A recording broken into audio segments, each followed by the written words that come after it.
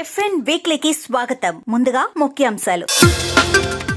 ఉత్తరాంధ్ర తీరానికి ప్రత్యేక ప్రణాళిక. ఆర్టిఫిషియల్ రీఫ్లు, క్లైమేట్ రెసిలియంట్ మత్స్య గ్రామాలతో సముద్ర జీవ వైవిధ్యానికి కొత్త ఊపిరి. కేంద్రానికి ఏపీ మత్స్యశాఖ మంత్రి అచ్చెన్నాయుడు ప్రతిపాదనలు. కాకినాడ తీరంలో మత్స్యకారుల వలలో విలువైన చేపలు, నెమలి కోణెం, ట్యూనా, కచ్చడి రకాలతో సందడిగా మారిన మత్స్యరేవు. ముందుకు సాగని నర్సాపురం ఆక్వా యూనివర్సిటీ నిర్మాణం పనులు. 3 ఏళ్లుగా వాయిదా పడుతున్న యూనివర్సిటీ నిర్మాణం. అడుగు పెట్టక ముందే అడుగు దూరమైన ఫిషరీస్ విద్యార్థుల ఆశలు. తెలంగాణ మత్స్యకారులకు గుడ్ న్యూస్ చెప్పిన మత్స్యశాఖ మంత్రి వాకిటి శ్రీహరి. రాష్ట్ర వ్యాప్తంగా 82 కోట్ల చేప పిల్లల విడుదలకు మత్స్యశాఖ విస్తృత ప్రణాళిక. కర్ణాటక మత్స్యకారుల కోసం సముద్రంపై తొలిసారి అంబులెన్స్. బ్లూ ఎకానమీ అభివృద్ధిలో కొత్త అధ్యాయం. 7.85 కోట్లతో సిద్ధమవుతున్న సి అంబులెన్స్.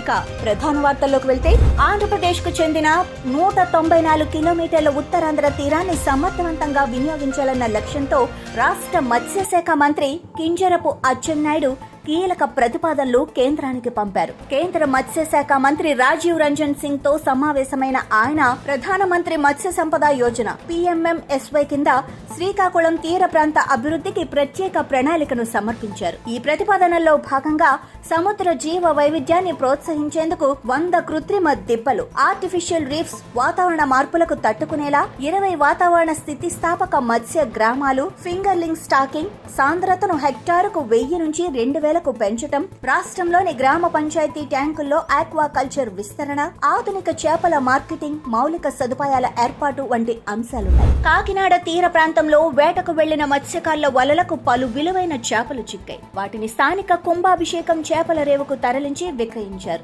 ఇందులో 100 కిలోల నెమలి కోణం, కొమ్ము కోణం చేపలతో పాటు పండుగప్ప, ట్యూనా వంటి వాణిజ్యపరంగా విలువైన రకాలు ఉన్నాయి. ప్రత్యేక ఆకర్షణగా నిలిచింది 15 కిలోల బరువున్న ఆడ కచ్చడి చేప. దీన్ని ఓ వ్యాపారి 70,000కు కొనుగోలు చేశాడు. అంతేకాదు, రేవులో కనిపించిన పొడవైన మీసాలున్న భారీ రొయ్యలు కూడా అందరినీ ఆకర్షించాయి. సుమారు 1/2 కేజీ బరువున్న ఈ రొయ్యలను మత్స్యకారుల నుంచి తీసుకున్న ఓ వ్యాపారి వాటిని ప్రదర్శన కోసం పెట్టాడు. అనేక మంది ఆసక్తిగా తిలకిస్తూ ధరల గురించి విచారించారు. ఒకవైపు సముద్రం అల్లకల్లోలంగా మారుతున్న వేళ ఇటువంటి వేట మత్స్యకారులకు ఊరటనిచ్చింది. విశాఖ తీరంలో వేటకు వెళ్లిన ఓ మత్స్యకారుడు వల బరువుగా ఉండటంతో బహుశా పెద్ద చేప పడిందేమో అని ఆనందించాడు. కానీ వల లాగగానే బయటపడింది ఊహించని వింత పరికరం. ఆ పరికరం వల్ల వల పూర్తిగా చిరిగిపోగా అది చేప కాదని ఏదో విలువైన యంత్రమని గ్రహించిన ఆయన వెంటనే ఫిషరీస్ శాఖ అధికారులకు అప్పగించాడు. తర్వాత ఆ పరికరం 1 టౌన్ పోలీసుల వద్దకు చేరింది. చివరకు నేవీ వచ్చి ధృవీకరించింది ఏంటంటే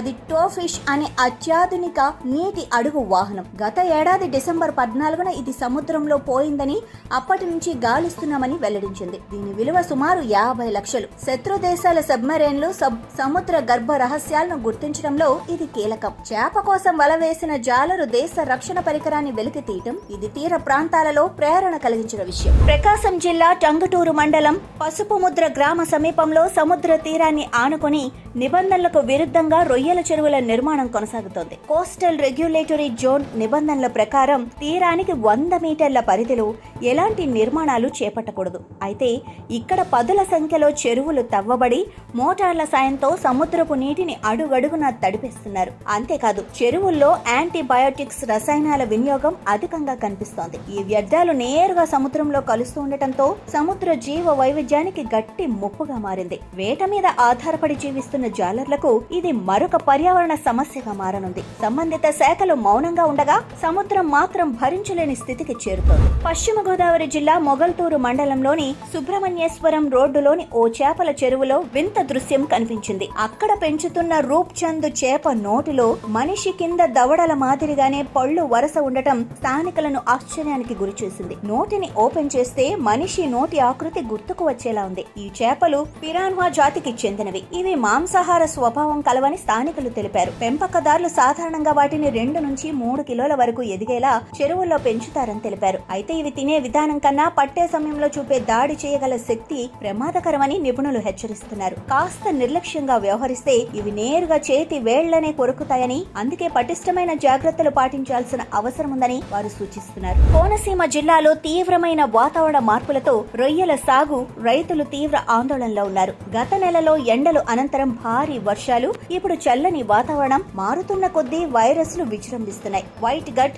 విబ్రియో, ఈహెచ్పి వంటి రోగాల వలన చెరువులు ఖాళీ అవుతున్నాయి. నాణ్యమైన సీడ్ రాకపోవటం, నీటి యాజమాన్యంలో లోపాల వల్ల ఈ వ్యాధుల ప్రభావం ఎక్కువైంది. ఫలితంగా 10,000 రకాల పైగా చెరువుల్లో రొయ్యలు చనిపోతున్నాయి. 100 కౌంటు రొయ్య ధర ఇప్పుడు 250 నుంచి 210కి పడిపోయింది. వైరస్ సోకిన రొయ్యలను విక్రయించేందుకు పట్టుబడి పట్టినా పెట్టుబడి కూడా రాలేదని రైతులు వాపోతున్నారు. జిల్లా మొత్తంలో 40,000 ఎకరాల్లో సాగు జరుగుతోంది. రాష్ట్ర విభజన హామీగా కేంద్ర ప్రభుత్వం మంజూరు చేసిన నరసాపురంలోని ఆక్వా యూనివర్సిటీ నిర్మాణం పునాది దశకే పరిమితమై 3 ఏళ్లుగా అర్ధంతరంగా నిలిచిపోయింది. సరిపల్లి వద్ద 40 ఎకరాల భూమిలో ప్రారంభమైన పనులకు 332 కోట్ల డిపిఆర్ ఆమోదమై మొదటి విడతగా 100 కోట్లు మంజూరైనా భవన నిర్మాణం ఎక్కడ నిలిచిపోయిందో ఎవరికీ అర్థం కావటం లేదు. ప్రస్తుతానికి ఒక్క బిఎఫ్ఎస్సి కోర్సు మాత్రమే తుఫాను షెల్టర్ లో కొనసాగుతోంది. ఈ ఏడాది కొత్త బ్యాచ్ రావడంతో తరగతులన్నీ సీతారాంపురం స్వర్ణాంధ్ర ఇంజనీరింగ్ కాలేజీలో ఏర్పాటు చేయనున్నారు. నెలకు అద్దె 1.20 లక్షలు.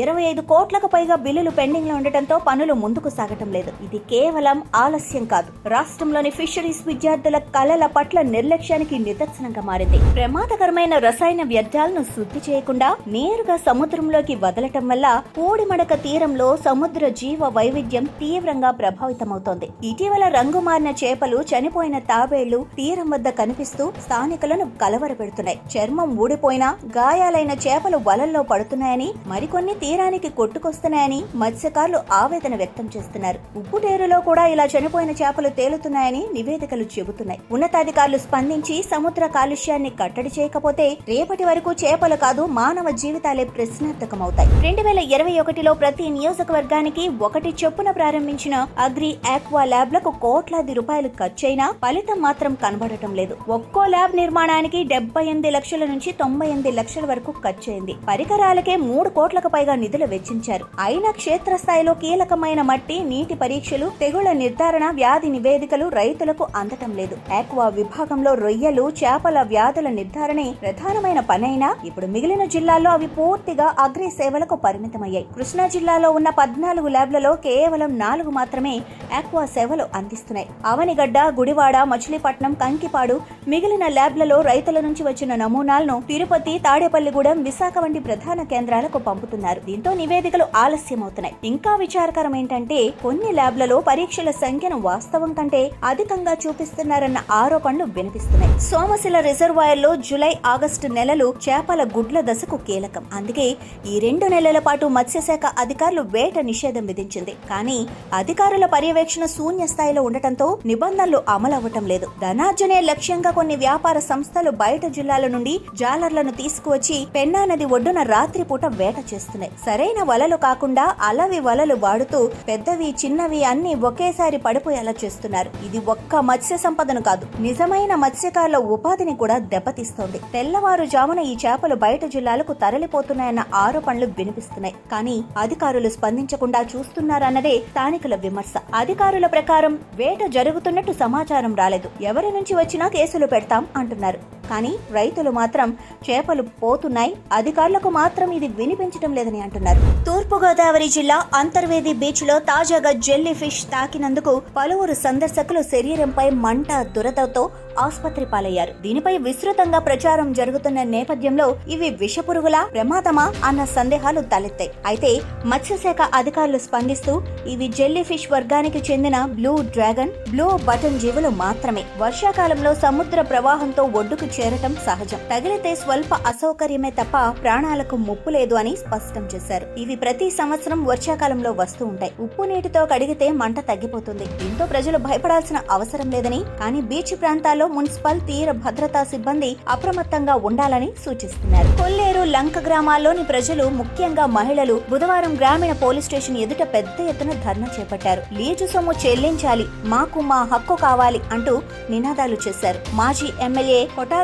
అబ్బయ్య చౌదరి చేపల చెరువుల లీజుకు సంబంధించిన 5.5 కోట్లు ఇప్పటికీ చెల్లించలేదని ఆరోపిస్తూ ప్రజలు ప్లకార్డులతో ఆందోళనకు దిగారు. వంటా వార్పుతో తమ నిరసనను వ్యక్తం చేశారు. అనంతరం ప్రస్తుతం ఉన్న ఎమ్మెల్యే ప్రభాకర్ శిబిరానికి వెళ్లి తమకు మద్దతివ్వాలని విజ్ఞప్తి చేయగా ఆయన అబ్బయ్య గ్యాంగ్ పై కఠిన చర్యలు తీసుకుంటామని, న్యాయ పోరాటానికి తాము తోడుంటామని హామీ ఇచ్చారు. నేషనల్ ఫిష్ ఫార్మర్స్ డే సందర్భంగా ముత్తుకూరు, నెల్లూరులోని ఆంధ్రప్రదేశ్ ఫిషరీస్ యూనివర్సిటీలో ఆక్వాకల్చర్ ఉత్పత్తి మరియు అభివృద్ధిపై ప్రత్యేక సెమినార్ నిర్వహించారు. ఎన్ఎఫ్డిబి సహకారంతో జరిగిన ఈ కార్యక్రమానికి ముఖ్య అతిథిగా శాసనసభ్యుడు శ్రీ సోమిరెడ్డి చంద్రమోహన్ రెడ్డి హాజరయ్యారు. NACSA, నాబార్డ్, రాష్ట్ర మత్స్యశాఖ మరియు మత్స్య విశ్వవిద్యాలయ అధికారుల సమక్షంలో ఈ సెమినార్ జరిగింది. NFDB senior executive doctor Kanchi Bhargavi technical సూచనలు అందించారు. సుమారు 100 మంది చేపల రైతులు, వాటాదారులు పాల్గొని ఆక్వాకల్చర్ లో అభివృద్ధిపై అభిప్రాయాలు పంచుకున్నారు. ఇది రైతులపై దృష్టి పెట్టిన వేడుక మాత్రమే కాదు, రాబోయే తరం సాగుదారులకు మార్గనిర్దేశం చేసిన కార్యక్రమంగా నిలిచింది. కరీంనగర్ లో మత్స్య సహకార సంఘాల సమీక్షలో కీలక నిర్ణయాలు వెలువడ్డాయి. ఈ సమావేశంలో మత్స్యశాఖ మంత్రి డాక్టర్ వాకిటి శ్రీహరి, బీసీ సంక్షేమ శాఖ మంత్రి పొన్నం ప్రభాకర్ పాల్గొని రాష్ట్ర వ్యాప్తంగా చేప పిల్లల ఉత్పత్తి, వాటి పోషకాహారాలపై సమగ్రంగా సమీక్ష నిర్వహించారు. మంత్రి వాకిటి ప్రకారం ఈ ఏడాది 82 కోట్ల చేప పిల్లలను చెరువుల్లో వదిలే కార్యక్రమాన్ని ముందుగానే ప్రారంభించి వేగవంతంగా అమలు చేస్తున్నామన్నారు. ఈ సమావేశం రాష్ట్ర మత్స్యరంగ అభివృద్ధికి కొత్త దిశగా మారుతుందన్న ఆశలు వ్యక్తమవుతున్నాయి. Sports authority of Telangana chairman Shivasena Reddy, జిల్లా కలెక్టర్, మత్స్యశాఖ అధికారులు, ముదిరాజ్ సంఘాలు, ప్రజాప్రతినిధులు